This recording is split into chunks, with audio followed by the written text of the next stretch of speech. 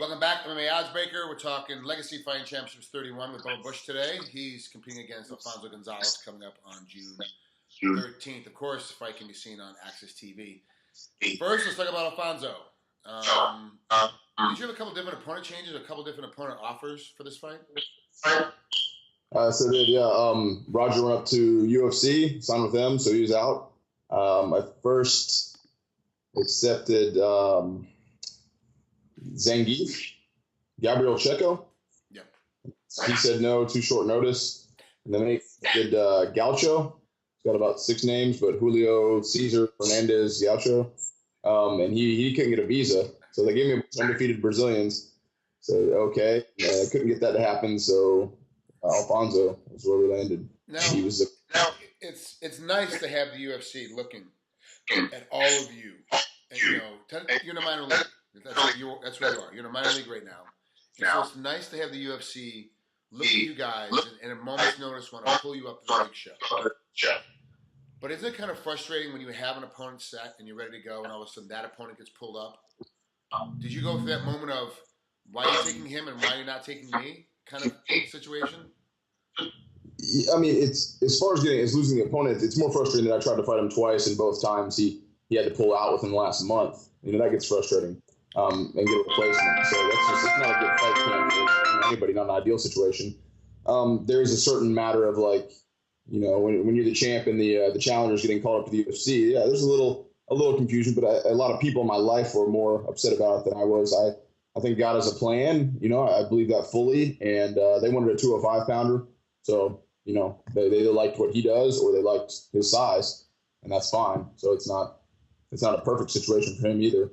I will say this. God may have a plan, but sometimes the Godfather has a different plan. And Dana White tends to shift things up a little bit on people. And he knows how to throw a wrench in people's games. But I will also say this, too, about Joe Silva. He's very, very, very good at picking matchups, stylistically speaking. Mm-hmm. I would love to sit here and try to razz you and get the big soundbite that makes this interview go viral, because you start flipping out on me. But the reality of it is that Joe Silva does such a good job picking stylistically. He wasn't picking over you. He was picking what he needed stylistically for the guy that he grabbed. And so it's not, even though if I was in your position, I would feel like I just got slapped in the face, but it's not. It's not what it is. What it is the UFC needs him. They might be looking for something different out of me as well. Yeah. So. And you can always look at it this way, which is the way I always choose to look at it. You were too tough an opponent to be picked. And I needed to give. I don't even know who he got pulled up to go fight, but that guy couldn't handle you. So they took your opponent because you'd have been too tough of an opponent for the guy they pulled. So that's kind of how I try to put a big spin on it and make it look better. So now that you've gotten closer, you had an opponent change, you went through a bunch of different guys. Talk to me about your mindset as you're like, I want this guy. No, he says no. I want this guy. He says no. Or he has a visa issue. Like, what's your mindset during this process as you're trying to train? There are a couple of days there where it's hard just because you don't know who you're training for. Hard to stay focused for a few days, and it's frustrating, and it's all up in the air. Now I'm focusing on making sure that I don't take it lightly, and I don't get I don't get lazy about it. I've got to look at this and this is a very serious opponent, and I'm coming in late to the game with him. I haven't been training for him for a long time, so I've just got to make sure that I really hit those key points and focus on the changes between, Roger and him. If I've been training for a lefty and now I've got to go to a right-handed switch fighter, I don't think he's a black belt in jiu-jitsu, but, his game is similar in style and in height and everything, but there's a lot of different little changes and even conditioning things. Where's the fight going to be? Where do I expect it to be the whole time? And like you said, having the champ and having the challenger get pulled up to the big show is a little bit frustrating. But more so, and it's not the fault of Colin or of Mick. It's obviously the fault of other aspects happening. They're trying to keep it together. But sometimes as a champ, once you kind of my stuff should be set. Like my fight should be squared away early. Like it should be already set and done. I'm going to be the main event. I should know what's going to happen. I'm one of the main names on the card to sell tickets. My fight should be locked in and solid 3 months in advance. And then it should go forward from there. Do you ever get that feeling where you're like, can't we do a better job of making my fight solid? Or are you kind of okay with, hey, it's not Mick's fault, it's not Colin's fault, it just kind of happens and I'm okay with it? I mean, it does get better. The more you get into the professional and then the higher up, pro cards, the less changes there are, the less problems you have with weigh-ins and everything else. Like, there's money in the line, so it does get a lot better. Colin and Mick did a great job of this. They called me and said, do you even want to let him out? It's like, it's close enough that we understand if you don't want to let him out of contract, he has to fight you, So they said, hey, it's 3 weeks out. You don't have to change a thing if you don't want to. And then after that, as soon as we said, no, let him go to the UFC. It's good for you. It's good for him. It's good for everybody. I'll still fight somebody else. Like, it doesn't affect me. So as soon as we said that, they were on it that night. Colin got me a guy that night. He said, here's some options, and here's the good guys we like. I was talking to Lou DeBono, my management, and he's like, I like this fight. This guy's got a great career. The UFC's looking at this guy. So we picked a couple, and as frustrating as it was to go through a few, and they all had visa problems and everything else, they were all spot on, and they didn't stop until we had an opponent, and they were all about it. So no, it's not on them. It's good. It's nice for me as a fan of yours and of Mick's. I'm a huge fan of Mick and Colin. But to be a fan of yours as well as a fighter, like, I love watching your fights. You're completely different outside the cage as you are inside. You're violent. You're aggressive. You're looking for the finish the entire time when you're inside the cage. And outside, you're kind of like, God has a plan. I'm okay with it. Things happen. This guy's got a better opportunity. I can stand in the way of that and have my ego get in the way, but I'm gonna let it go. It's almost like it's almost literally like you have two personalities, because the guy that shows up for weigh-in and the guy that shows up for fight night is not this guy. And so it's for me as a fan, it's huge to have a guy that you're like, look, this is just how the game goes. I'm okay with it.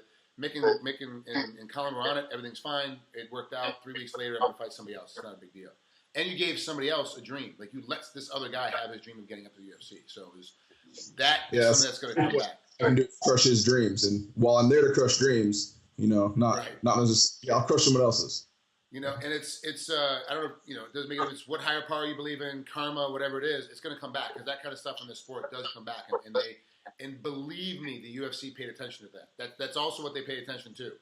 Well, we could get screwed on this. Bubba Bush could say no. I mean, what are we going to do? Oh, Bubba said yes. Okay, they're going to remember that, and they keep that file in the back of their head. So it will come back to you one way or another. You'll definitely get paid back for this little sacrifice. Now, let's talk about Alfonzo. You went from a left-handed guy with Roger. Now you're talking about a right-handed switch fighter.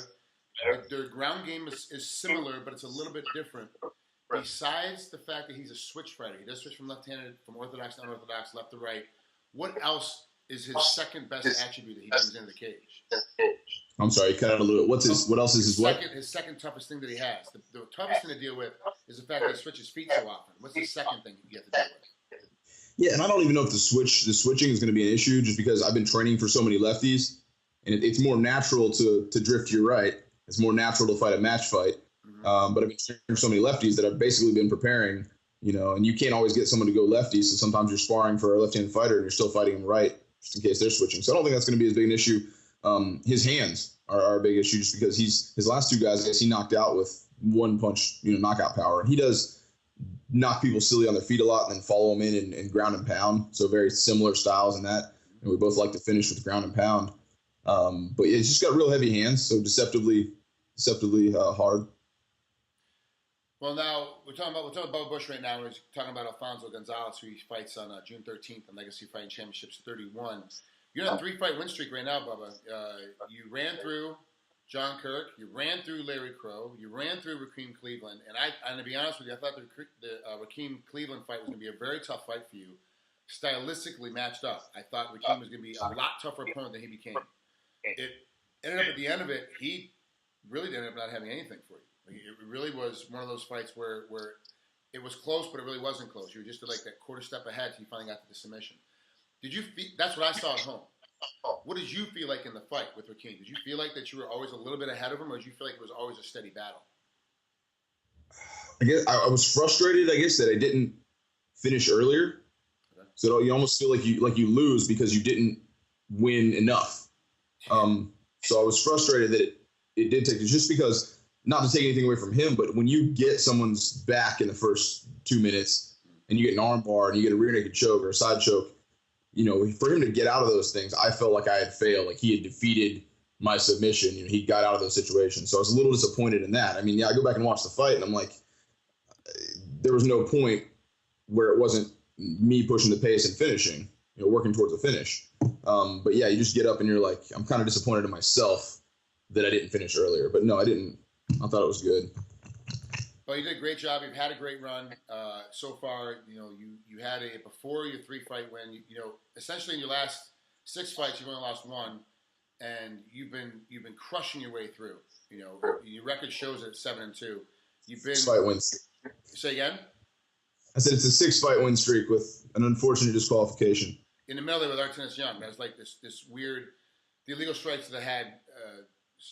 Anyway, it was one of those weird things that now that I'm doing a little bit of reffing and I'm doing a little more judging, I understand the call. When it actually happened, I was kind of outraged. I had to call John McCarthy to get clarification on what the hell happened.